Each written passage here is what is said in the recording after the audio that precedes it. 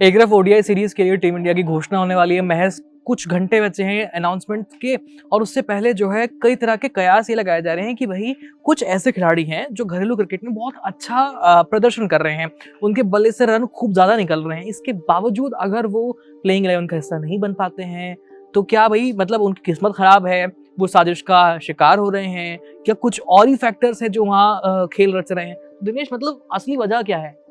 बात हम सरफराज की कर रहे हैं यहाँ पे। हाँ, वैसे बिल्कुल। करें तो नहीं देखिए, पहले भी ये चीजें होती थी, ये नहीं कि अभी ये चीजें हो रही है। खिलाड़ी पहले भी नहीं चुने जाते थे, कुछ खिलाड़ी बाहर रहते थे, लेकिन अभी चर्चा इसलिए हो रही है ना कि अजीत अगरकर और गौतम गंभीर की जब से जोड़ी बनी है, एक हेड कोच है तो दूसरा चीफ सेलेक्टर है, और दोनों के सिलेक्शन के ऊपर काफी सवाल उठते हैं। दोनों के जो कामकाज है, दोनों का काम करने का तरीका जिस तरीके का है, उस पर बहुत ज्यादा सवाल उठते हैं। आज सबसे पहली बात देखिए कि रोहित शर्मा और विराट कोहली जो कि इंग्लैंड दौरे पर जाने वाले थे, इंग्लैंड दौरे से ठीक पहले दोनों ने टेस्ट का रिटायरमेंट अनाउंस किया। हालांकि बड़ा आप कह सकते हैं कि शॉकिंग था उनके फैंस के लिए, काफी धक्का भी लगा। उसके बाद देखा जाए कि टी20 क्रिकेट में किस तरीके से बदलाव किए जा रहे हैं, नए नए खिलाड़ी को मौका दिया जा रहा है, मतलब आप एक एक्सपेरिमेंट बहुत ज्यादा कर रहे हैं। कुछ खिलाड़ी जो है हकदार हैं टीम में आने के, उन्हें आप जगह नहीं दे रहे। रिंकू सिंह देखिए, जगह बनाने में नाकामयाब रहे थे। टी20 वर्ल्ड कप में उनको 2024 के चुना गया था, लेकिन टीम में नहीं आ पाए थे, प्लेइंग 11 का हिस्सा नहीं बन पाए थे। अजीत अगरकर ने कहा था कि उन्होंने कुछ गलत नहीं किया है। अब सरफराज खान को भी लेके यही चीजें हो रही है, जिनको आपने टेस्ट खिलाए हैं, 6 टेस्ट मैच आपने खिलाए, उनको आपने मौका दिया, लेकिन फिर आपने अचानक उनको टीम से ड्रॉप कर दिया। आज जब लग रहा था कि सरफराज खान टेस्ट में अच्छा कर रहे हैं, उन्हें वनडे में भी मौका दिया जा सकता है, लेकिन आपने उन्होंने टेस्ट में भी ड्रॉप कर दिया आपने उनको। अब सवाल है कि विजय हजारे ट्रॉफी टूर्नामेंट जो चल रहा है, जो बीसीसीआई का कह सकते हैं सबसे बड़ा टूर्नामेंट, घरेलू टूर्नामेंट, सबसे बड़ा टूर्नामेंटों में से एक है, उसमें जो है सरफराज खान लगातार अच्छा परफॉर्म कर रहे हैं। और हालिया अगर परफॉर्मेंस की बात करें तो गोवा के खिलाफ 157 रन बनाए थे, बड़ी तेज शतक जड़ा था उन्होंने। उसके बावजूद उन्हें जो है ओडीआई सर्किट, ओडीआई सेटअप जो है टीम इंडिया का, न्यूजीलैंड के खिलाफ आपने 3 मैचों की सीरीज खेलनी है। उसके लिए हम चर्चा कर रहे हैं कि कौन कौन खिलाड़ी आ सकता है। ईशान किशन की वापसी को लेकर हम बात कर रहे हैं, मोहम्मद शमी की वापसी को लेकर हम बात कर रहे हैं, इवन ध्रुव जुरैल की भी वापसी को लेकर हम बात कर रहे हैं। लेकिन सरफराज खान जो कि हकदार हैं वाकई, आप देखिए उनकी बैटिंग एवरेज उठा के देख लीजिए, उनका स्ट्राइक रेट उठा के देख लीजिए, उनका परफॉर्मेंस लास्ट 5 मैच भी अगर उनको उठा के आप देखें तो 2 में उनकी हाफ सेंचुरी और 1 में उनकी सेंचुरी है, यानी कि बल्ले से रन आ रहे हैं। अब आप क्या कहते हैं कि डोमेस्टिक में जो अच्छा करेगा उसे हम अपनी टीम में लेके आएंगे, टीम इंडिया में खिलाएंगे। इंटरनेशनल क्रिकेट में तब मौका दिया जाएगा जब आप डोमेस्टिक में अच्छा करके आएंगे। तो जब सरफराज खान अच्छा कर रहे हैं तो आप फिर भी उनको मौका नहीं दे रहे। अब हम बात इसलिए कर रहे हैं क्योंकि फॉर्मर चीफ सिलेक्टर जो रहे इंडिया के, दिलीप वेंगसरकर जी, उन्होंने जो है मीडिया में एक बयान दिया है। उन्होंने कहा कि मेरी समझ से परे है कि सरफराज खान को मौका क्यों नहीं दिया जा रहा टीम में। आज जबकि रन उठा के देख लीजिए, वो रन बना रहे हैं लेकिन चयन नहीं हो पा रहा, उनका सिलेक्शन नहीं हो पा रहा। मेरी समझ से परे उनका अगरकर पता नहीं किस प्लानिंग के साथ चल रहे हैं, किस तरीके से सिलेक्शन हो रहा है, क्यों उन्हें नहीं चुना जा रहा, तो उन्होंने सवाल उठाए हैं बेसिकली। तो आपको ऐसा लगता है कि मतलब जिस तरह से टीम सिलेक्शन से पहले, अनाउंसमेंट से पहले जिस तरह की आवाजें उठ रही हैं भाई कि सरफराज को लेकर के और तमाम दूसरे खिलाड़ी को लेकर कुछ का नाम ड्रॉप हो सकता है, कहने की शमी को शायद दोबारा से चांस मिल जाए, और इस बार शायद बुमराह के उस भविष्य को लेकर जाएगा बुमराह को ना, वर्कलोड मैनेजमेंट। देखिए बुमराह जैसे बॉलर आपको ना बहुत कम मिलते हैं, ऐसे एक सदी में आने वाले ऐसे बॉलर कहते हैं, तो बुमराह को ना थोड़ा बचा के भी रखा जा रहा है कि फ्रेश रहें। टी20 वर्ल्ड कप आने वाला है, टी20 वर्ल्ड कप से ठीक पहले आप नहीं चाहते कि वो इंजर्ड हो जाए, और अगर वो इंजर्ड हो जाए तो बहुत बड़ा झटका लगेगा आपको, क्योंकि आपके पास उनके जैसा बॉलर अभी मुझे लगता है फिलहाल एज ऑफ नाउ नहीं है। उनका रिप्लेसमेंट अगर आप ढूंढने जाएं तो आपको नहीं मिलेगा। बेशक आप हर्षित राणा को खिला लेंगे, अर्शदीप सिंह वहां पे टी20 के जो नंबर 1 बॉलर रह चुके हैं, अभी फिलहाल वरुण चक्रवर्ती है नंबर 1 बॉलर, लेकिन बावजूद इसके जसप्रीत बुमराह का सानी कोई नहीं है। इसलिए जसप्रीत बुमराह को आप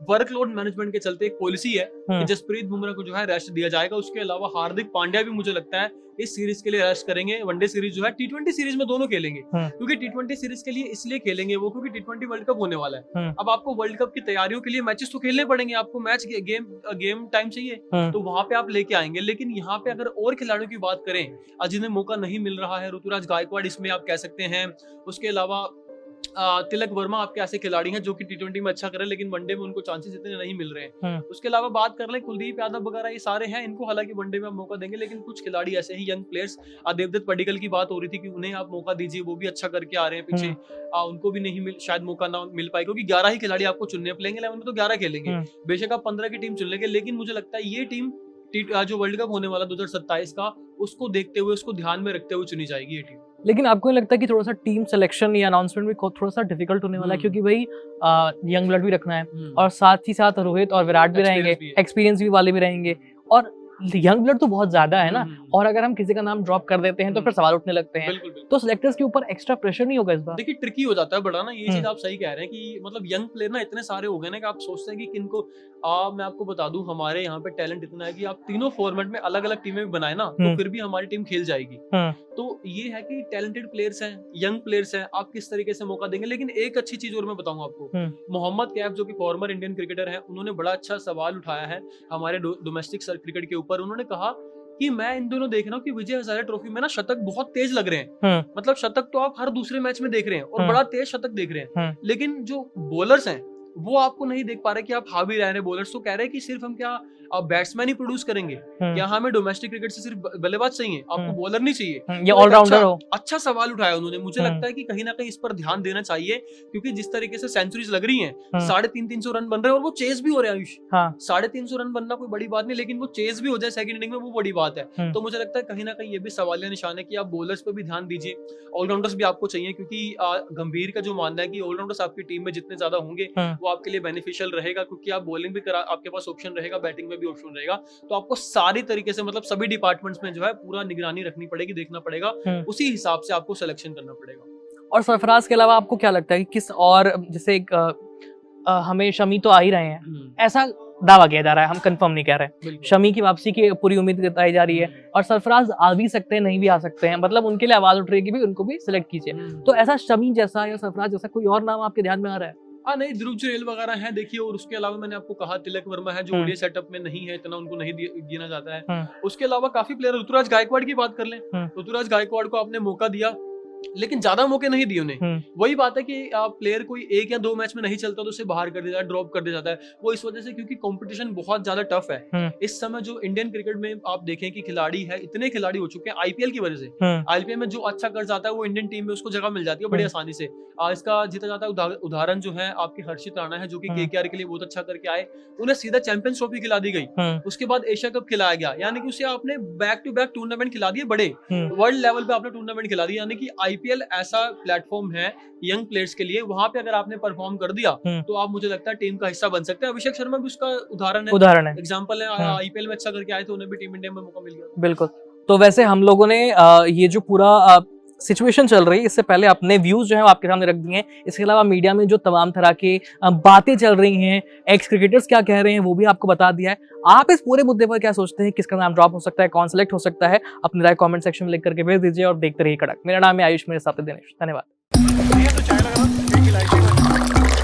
यहाँ ताजा खबर के साथ हर दिन की शुरुआत कड़क है।